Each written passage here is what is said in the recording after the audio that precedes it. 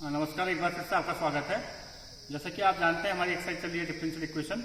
प्रश्न संख्या 9 तक हमने कर लिए हैं। उसी क्रम में आगे बढ़ते हुए प्रश्न संख्या 10 तक 8 तक कर लिया, प्रश्न संख्या 9 हम लेते हैं दोबारा से।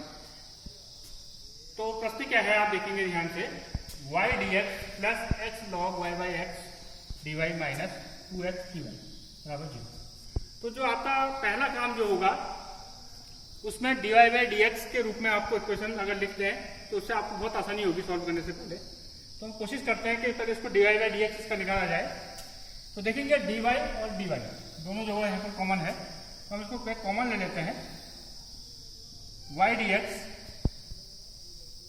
बराबर कॉमन लेने के साथ साथ मैं इसको इधर ले जाता हूँ राइट हैंड साइड में, तो ये पॉजिटिव हो जाएगा और ये नेगेटिव हो जाएगा। 2x dy minus x log of y by x dy, ये आपका इस रूप में पहले हम लिखेंगे। तो फिर देखेंगे इसमें dy कॉमन आ सकता है, तो मैं dy कॉमन ले लेता हूँ।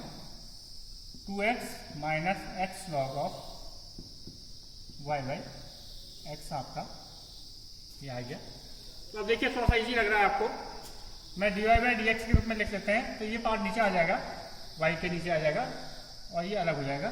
तो y अपॉन या हम कहें dy बाई dx कहें बराबर, इसको ऐसे लिख सकते हैं y upon 2x minus x log of y upon x, ये इस रूप में आपका आ गया। तो अब आप देखेंगे कि ये समघाती है, ये दिखाने के लिए क्या करेंगे, वैसे भी आप देखेंगे हर और अंश दोनों में समान घाते हैं। या आप y को लैम्डा y और x को लैम्डा x से रिप्लेस करेंगे हर बार की तरह, तो आपको फिर वही जो प्रश्न है dy बाई dx में जो फंक्शन माना था वो उसी रूप में मिल जाता है। तो इसको बार बार करने की जरूरत नहीं है यहाँ पर। तो हम इसी में आगे बढ़ते हैं।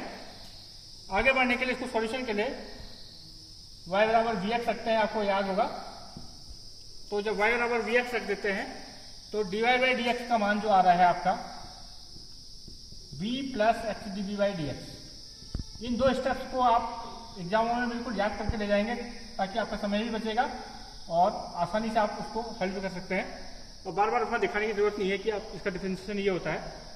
तो आपने dy बाई डी एक्स की यहाँ वैल्यू सब्स्टिट्यूट कर देते हैं, तो देखो क्या प्राप्त होता है, v plus x d v by d x बराबर y बराबर वी एक्स रख दिया, यहाँ 2x x लॉग y बराबर वी एक्स रखते तो लॉग एक्स एक्स कर दिया, खाली लॉग वी एक्स। तो अब इसमें क्या करेंगे, b वाले टर्म अगर हम साथ रख दें तो देखो क्या प्राप्त होता है, x d v by d x बराबर v x upon 2x minus x log v minus v. इससे पहले एक स्टेप और रही है हमारा इसमें, आप इसमें x लेके कॉमन लेके काट सकते हैं। ये इसी का y बराबर वी एक्स रखने का फायदा तभी होगा हमको। तो अगर हम काट लेंगे तो आपको क्या मिलेगा, x d v by d x, x common लिया, यहाँ भी कॉमन लिया, तो ऊपर बचा आपका v और यहाँ बचा 2 माइनस लॉग v बचा और माइनस वी बचा। तो अगले स्टेप में अगर हम चलेंगे इसके तो क्या मिलेगा, अगर आप एलसीएम ले लेंगे, x d v by d x बराबर v minus 2v minus v log v upon 2 minus log of v बचा। तो ये माइनस नहीं पॉजिटिव है, इसको पॉजिटिव कर लेंगे। तो अब देखते हैं जब क्या होगा, v में से 2v गया माइनस v, तो ये क्या बन जाएगा आपके पास, x d v by d x जो बन जाएगा,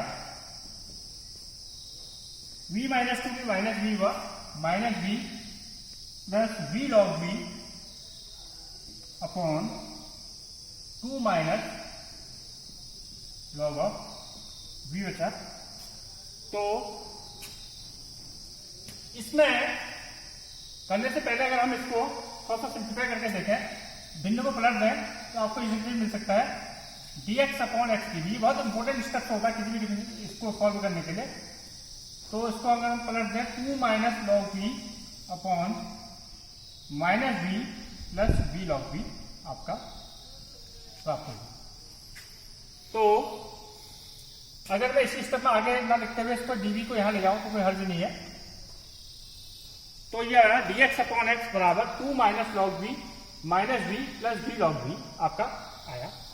तो अगर जब ध्यान से देखेंगे अब इसको इंटीग्रेट करना है क्योंकि तो थोड़ा सा आपको इसमें कुछ लगाना पड़ेगा कि ताकि ये चीजें कट जाए हमारी। तो अगर मैं लिख दूं इसको इंटीग्रेशन का साइन यहाँ पे लगा दें तो इंटीग्रेशन में चलते हुए अभी dx अपॉन एक्स यहाँ लिख दें। अब 2 माइनस लॉग वी को अगर मैं लिख दूं 1 माइनस लॉग वी, इस 2 को मैंने 1 इधर लिख देते हैं और प्लस 1 अलग कर लेते हैं अगर। और इसमें से मैं अगर v कॉमन ले लूं और इसको माइनस v कॉमन ले लूं और इसको अगर 1 माइनस लॉग वी लिख दूं तो मूल क्वेश्चन में कोई फर्क नहीं पड़ेगा। ये आप समझ रहे हैं।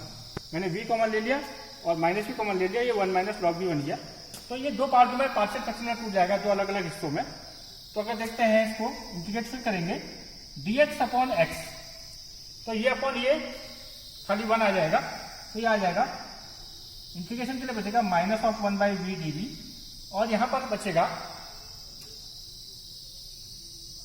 Minus of 1 by v into 1 minus log d.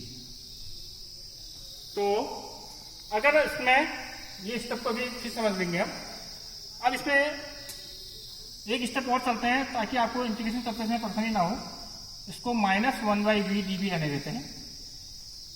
तो अगर मैं इसको नेगेटिव कॉमन ले लूँ यहाँ पर से और इसको पॉजिटिव बना दूँ तब भी इसमें आपको अभी इंटीग्रेशन करने में आसानी होगी। तो अब देखिए केवल इंटीग्रेट करना है dx अपॉन एक्स,